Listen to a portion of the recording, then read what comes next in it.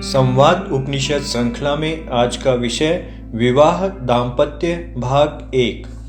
भारतीय दर्शन में विवाह संस्था को सृष्टि का मूल आधार भी माना है और प्रतिसृष्टि विलय या मोक्ष का आधार भी माना है। हमारे आध्यात्म के चारों अंगों शरीर, मन, बुद्धि, आत्मा के लिए पुरुषार्थ की व्यवस्था दी है। मोक्ष आत्मा का विषय है, कामना काम मन का क्षेत्र है, अर्थ शरीर चलाने की आवश्यकता है और धर्म हमारी बुद्धि को प्रज्ञा रूप देने का कार्य करता है। ये सारे कार्य भी जीवन के भिन्न भिन्न काल में भिन्न भिन्न रूपों में किए जाते हैं। ब्रह्मचर्य, वानप्रस्थ और संन्यास तीनों ही आश्रम केवल गृहस्थाश्रम पर टिके रहते हैं। अतः जीवन का मूल केंद्र भी गृहस्थाश्रम को ही माना है।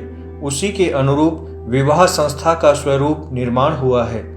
हर समाज की इकाई यह गृहस्थ ही नजर आएंगे। समाज के लिए व्यक्तित्व निर्माण भी यही होता है। इसी से किसी भी राष्ट्र का स्वरूप बनता है। इस दृष्टि से भारतीय दर्शन के कुछ सिद्धांत बहुत महत्वपूर्ण हैं। एक है कर्म और कर्मफल का सिद्धांत, दूसरा है पुनर्जन्म का सिद्धांत, तीसरी है मोक्ष की अवधारणा। व्यक्ति को प्रकृति का अंग और ईश्वर का अंश मानकर उसका निरूपण किया गया है। व्यक्ति को पिता, पितामह, प्रपिता आदि से जोड़कर भी देखा गया है और माता, मातामह और प्रमाता आदि से भी। सृष्टि युगल तत्व के सिद्धांत पर आगे बढ़ती है, अतः इसे ही जीवन की पूर्णता का दर्जा प्राप्त है। विवाह का मूल कहा है।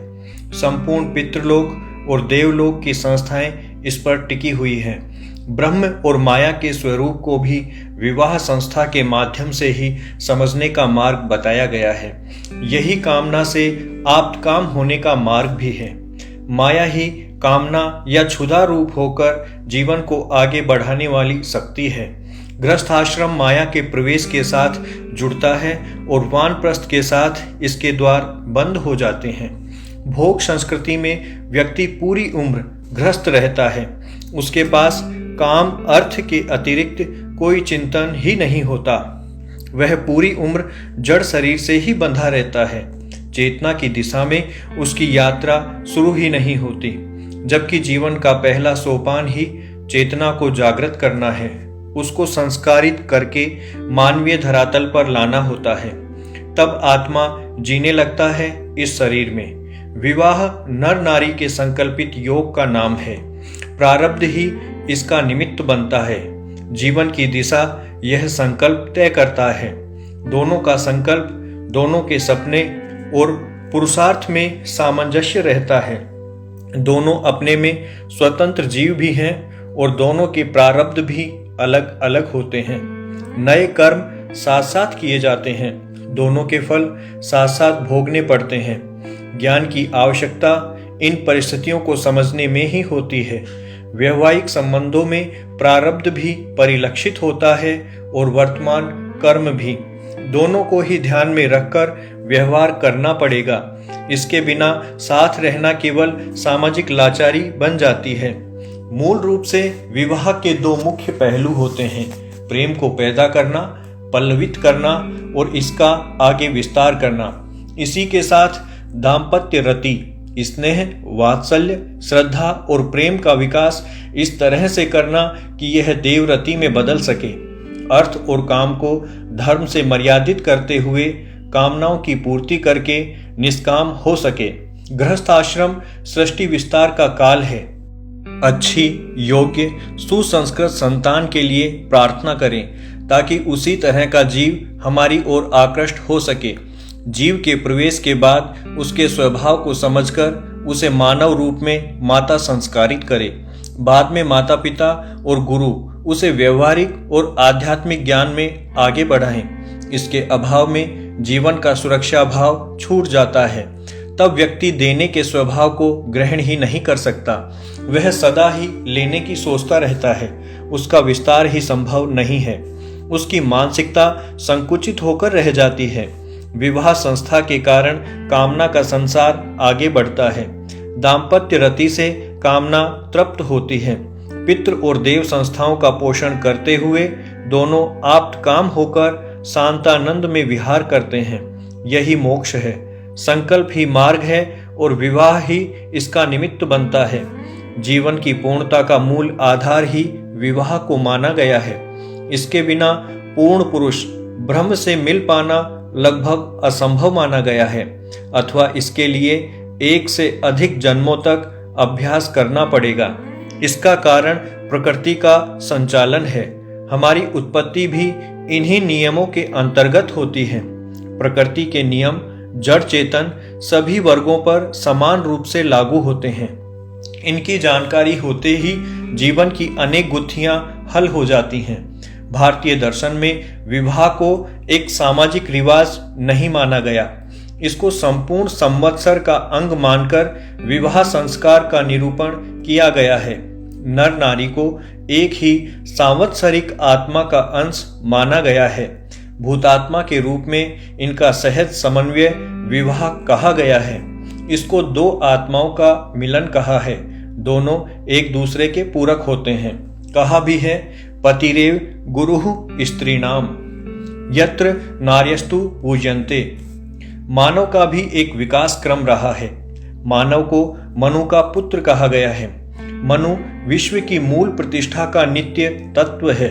संपूर्ण सृष्टि ही मनु की संतान होती है, किंतु मानव में मनु स्वतंत्र केंद्र लक्षण के रूप में प्रतिष्ठित रहता है। परिपूर्णता स्पष्ट है। सृष्टि में 3 स्थूल पिंड हैं, सूर्य, चंद्रमा और पृथ्वी। चौथा भाव अव्यक्त रहता है प्राण रूप में। चारों की समन्वित अवस्था मानव रूप लेती है। भूपिंड से शरीर का निर्माण होता है, चंद्रमा से मन का और सूर्य से बुद्धि का। अव्यक्त अंश मनु है, आत्म रूप है। जिसमें इंद्रियों का विकास रहता है वे चेतन कहलाते हैं। बाकी अन्य जड़ की श्रेणी में आते हैं। केवल भूपिंड से पत्थर आदि जड़ पदार्थों का निर्माण होता है। इसमें चंद्र और सूर्य के अंश जुड़ने पर उसी मात्रा में मन और बुद्धि का विकास होता है। कृमि, कीट, पक्षी और पशुओं में चंद्रमा के प्रभाव के 8 सर्ग होते हैं। सूर्य के प्रभाव वाले 33 सर्ग हैं। इनके साथ साथ जहां आत्म भाव का भी विकास हो वहां आत्मनिष्ठ मानव बनता है। जहां शरीर, मन, बुद्धि तीनों ही आत्म भाव से समन्वित रहते हैं, इन चारों के व्यवस्थित स्वरूप का नाम ही मानवता है। इस व्यवस्था के खंडित होते ही मानव आक्रामक होने लगता है। एक वेद वाक्य है, न वै देवा अतिक्रामन्ति न पितरः न पशवः नासुरः मनुष्या एव के अतिक्रामन्ति।